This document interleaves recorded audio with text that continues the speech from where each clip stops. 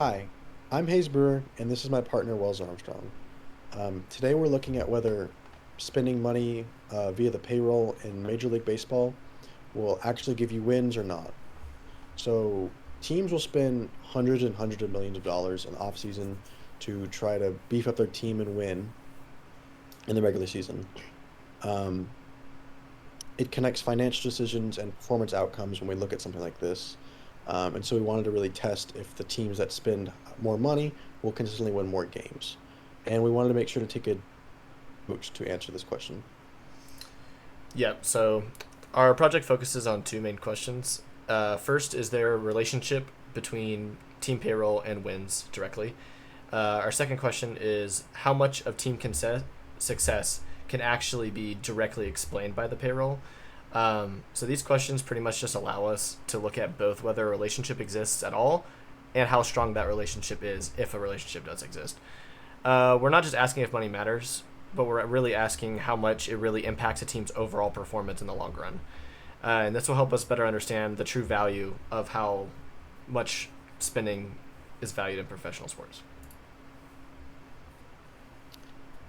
Yeah, so for the data we used, we looked at the 2023 MLB um, team data because it had the fullest list, as well as there was a lot of spending in the 2020, the previous off season, so it'd be 2022, three off season. And so we thought that would be a good time period to look at to really see, the whatever Phillies maybe spending a lot of money in this offseason. Let's see if they win more teams.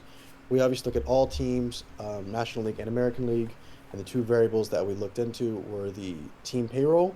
Um, Almost every team spent over 100 million. There were, well, maybe about half, and then the number of wins the team ended up with at the end of the year, and then we combined it all and made ratios and charts using Excel. Yep. So right here, I'm just gonna. Oh, my bad. I'm gonna move us out of the way. Well, I can't, but it's fine. So basically, all this graph shows is right here on the left side we got our wins, and then on the on the bottom here we got our payrolls in million.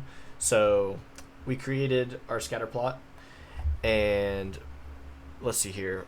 Each point on the graph is a team. So yeah, if we also look here on the right, we have it organized where the top team is actually whoever spent the most amount of money, and the bottom team is who spent the least, with the lowest being $60 million and the highest being $353 million spent. So if we look here at this graph, it helps us identify the relationship between spending and performance, and it helps us really visualize it, which is nice. So we also added a linear trend line here, and all this does is really shows us the overall direction that the data is moving. We also added the R square valued right here, and this measures how much of variation in wins can be explained by the payroll exactly. So yeah, all these tools together kind of allow us to analyze both the strength and the direction of the relationship between wins and the payroll. Yeah, so kind of how Wells talked about in the last slide, we found the both the R value and the correlation value using the scatter plot, and we're kind of able to see like, oh, when spending money doesn't necessarily correlate to getting wins. You can see the R squared value was only 0.0355, which means the payroll only explains a little bit over 3% of the team wins, which doesn't feel like it's worth it. And there's a weak positive relationship between payroll and wins,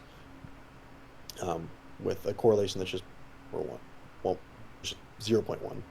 Um, and obviously, just to kind of in a not necessarily non-data approach, but just the eyeball test, there's teams like the Orioles or the Rays. I don't know how much the Rays spend. I think it's 99, I can go or I don't know back how, if you want me to. I can go check. yeah, how much do they spend? Rays spent 74. So Rays spent 74, Baltimore spent Well, 64, 64. Yep. and then Baltimore won 101 games, and then Yep. Tampa won 99. Yep. Philly, I don't know how much Philly spent. If we want to look at that, I know Two theirs was high. hundred and forty-three million. 143 million, 87 wins. Yep. Mets 353 million, 75 wins. So Highest pretty. paid and less than all those teams we named. Less wins. Um, so it kind of supports obviously what we found, right? Well, it Yeah. doesn't really matter how much you spend. It's more about Yeah. um, having a good team, such as the Braves this year, for instance, or even in 2023, the Braves, especially they 2023. spent, yeah, they did spend money, but they also won because they looked at team fit, where they need everybody in the lineup, all that, and you can see it's not just money, really. Yeah. So spending obviously does not guarantee more wins. It might help a little bit, Mm-hmm. maybe 3% wise, but that's it. Yeah. And then, yeah, basically just going off what we were just talking about. Overall, spending more money does not, guarantee more wins in the MLB. It does have an impact, but a very small impact on team success. It is by far from the most important factor.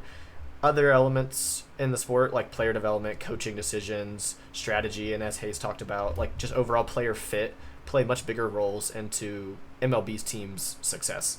So all this data suggests that successful teams are built through smart management and not just large budgets. So that our main takeaway here is winning is not about how much you spend, but it's how well you build your team. Correct. That's it. Thank you so much for listening.